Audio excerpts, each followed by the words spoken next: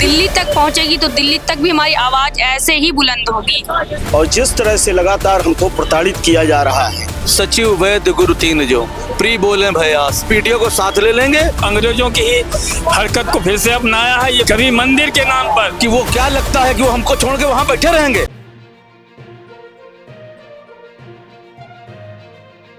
13 जनवरी को आए देश में यूजीसी के नए नियमों को सुप्रीम कोर्ट ने रोक लगा दी है और अगली सुनवाई अगली तारीख तय भी की है। हमारे साथ तमाम लोग हैं, उनसे बात करेंगे, क्या कहना चाहेंगे। रोक लगाई है अब देखिए, ये देश के 40 करोड़ सवर्ण समाज का विषय है और जिस तरह से लगातार हमको प्रताड़ित किया जा रहा है, हमको जो है दोयम दर्जे का नागरिक इस देश में बना दिया गया है, जबकि सवर्ण समाज में ही गरीबी है, शोषण हो रहा है।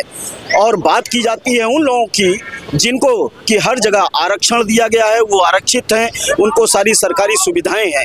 क्या हमारे बच्चे जो गरीब हैं उनको सुविधाएं नहीं मिलनी चाहिए? हमारे ऊपर ये काला कानून थोपा गया है और जो सुप्रीम कोर्ट को भी मैं चेतावनी देना चाहता हूँ, सुप्रीम कोर्ट यहाँ की जनता से है, जनता के लिए ही काम करता है, चाहे वो सरकार हो चाहे कोर्ट हो। तो इसलिए हमारा निवेदन है कि इस पर जल्द से जल्द इस कानून को समाप्त किया जाए। मानस में गोस्वामी तुलसीदास जी ने एक चौपाई लिखी है, सचिव वैद्य गुरु तीन जो प्री बोले भयास राज धर्म तन तीन कर होए बेगही नाश। बिल्कुल चौपाई यथार्थ हो रही है। आज सत्ता में उनके साथ जो विधायक सांसद बैठे हैं, जिनको वो बता रहे उन्होंने सहमति दे दी है, वो बेचारे उनके भय से भयभीत हैं। आज विपक्ष भयभीत है। इन्होंने केवल विपक्ष का मुद्दा छीना है। वो पीटीए पर बात कर रहे थे, इन्होंने कहा हम पीटीए को साथ ले लेंगे और दोबारा सत्ता में आ जाएंगे, लेकिन वो भूल गए कि सचिव वैद्य गुरु तीन जो जिन रामलला की बात करते हैं उसी मानस में लिखा हुआ है। वो ये भूल गए कि रामलला की हम बात तो कर रहे हैं, लेकिन क्या हम मानस की चौपाइयों का अनुकरण कर रहे हैं? आप उनको भूल गए जो आपको सत्ता में ला रहे थे। आप उनको भूल, आज से तमाम पीढ़ियों पीछे चले जाइए तो कहीं ना कहीं इसी सवर्ण समाज ने आपका पोषण किया है। हम ही सवर्ण लोग लाए थे, लेकिन उनकी करनी और कथनी में अंतर है। मुझे विषम परिस्थितियों में ये कहना पड़ रहा है कि 1947 में भारत का विभाजन न होके उन्होंने जो आज ये यूजीसी बिल 2026 लाए हैं, इस तरह से हमारे जातिवाद में बंटवारा कर दिया। उन्होंने अंग्रेजों की ही हरकत को फिर से अपनाया है। ये बहुत ही दर्दनाक और दुख भरी कहानी है और बच्चे लोग हमारे अभी भविष्य के लिए डर गए हैं, क्योंकि सवर्ण ही जात का डॉक्टर बनता है, इंजीनियर बनता है, देश का कर्णधार बनता है। वो चाहते हैं सवर्ण जात का विनाश कर दें। हमारे बच्चे के 95% नंबर होते हैं, उनके 35 होते हैं, वो सिलेक्ट कर लिया जाता है। तो कितनी याचना है। इसके पहले 2012 तक कम से कम ये गनीमत थी कि दोषी को दंड दिया जाता था। हमारा तो यही कहना है, इस कानून को पूरी तरह से वापस लिया जाए। हम लोग जब घर से चले थे यही कह के चले थे कि अगर ये काला बिल कानून वापस नहीं होता है तो दिल्ली तक हम जंतर मंतर तक कूच करेंगे और 27 और 29 में इस सरकार को हटा देंगे। यही हमारा प्रण है। सवर्णों की आवाज बुलंद हुई, आवाज गूंजी, वो दो आवाज गूंज रही है और आगे भी गूंजेगी। सुप्रीम कोर्ट ने रोक जरूर लगाई है, लेकिन उसमें क्या रोक, आगे जब तक वो उसका संशोधन होके ना आए, पूरी बात ना मालूम हो तो हम जवाब भी मांगा। हाँ, सरकार से जवाब तो मांगा है, लेकिन क्या पता सरकार की ही कोई रणनीति हो, क्योंकि इनकी करनी और कथनी में हमेशा अंतर रहा है।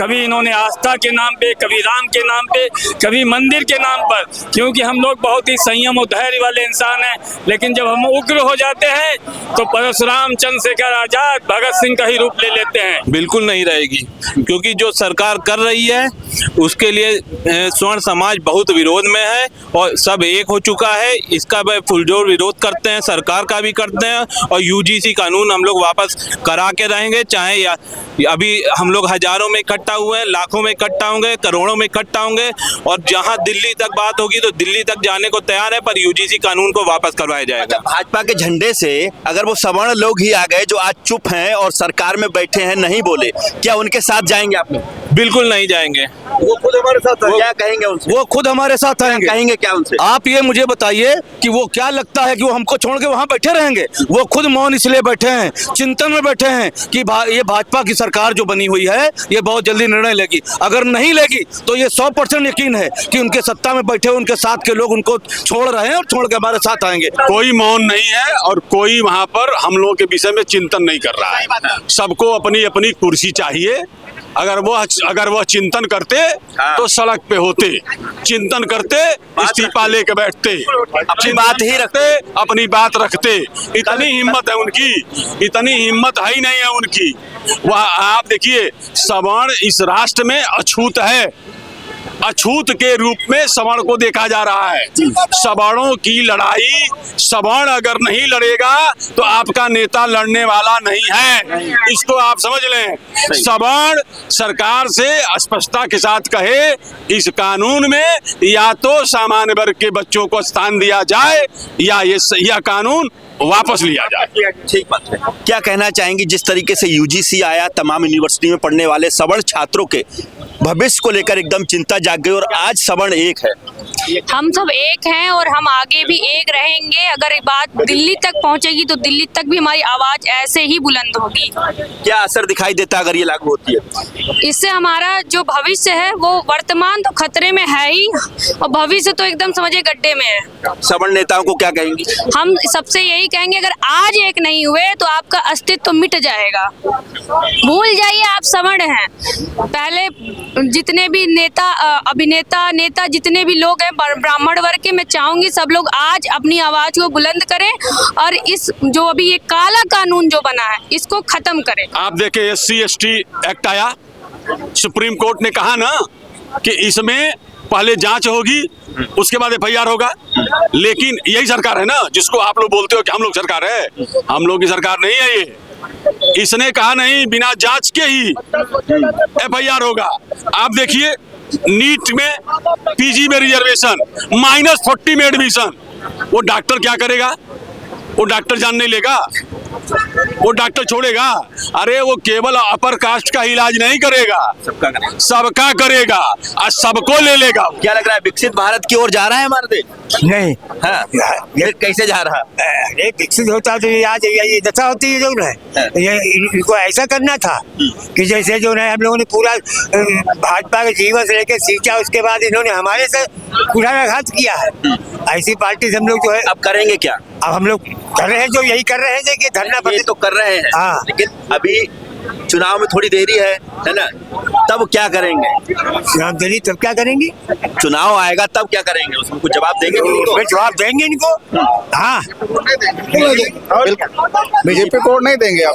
बीजेपी ने मैं जो कार्य मुगलों ने किया था, कभी हिंदुओं पर जजिया कर लगाया था, इसने तो हिंदुओं ने सवर्णों को लपेट लिया कि वो कार्य जो कांग्रेस नहीं कर सकी 43 में, आज वो जो 2026 में सरकार निकम्मी कर रही है। और मैं सत्ता के चाटुकार जनप्रतिनिधियों को बता देना चाहता हूँ कि जिस जनता सवर्ण समाज ने आपको वहाँ पर बैठाया है वही तुमको जमीन पर लाने की हिम्मत रखती है। सही बात। विकल्प हैं, बहुत सी पार्टियां हैं, बहुत सी पार्टियां हैं। हम लोग अपनी पार्टी बनाएंगे, नोटम देंगे, कोई जरूरी बीजेपी को दें, क्योंकि हम अपने बच्चों का भविष्य देखेंगे। हमारा तो जो है, हमारा तो वर्तमान समाज चल ही रहा जैसे चल गया, लेकिन आगे जो बच्चों का भविष्य आने वाला बहुत समय गलत होगा।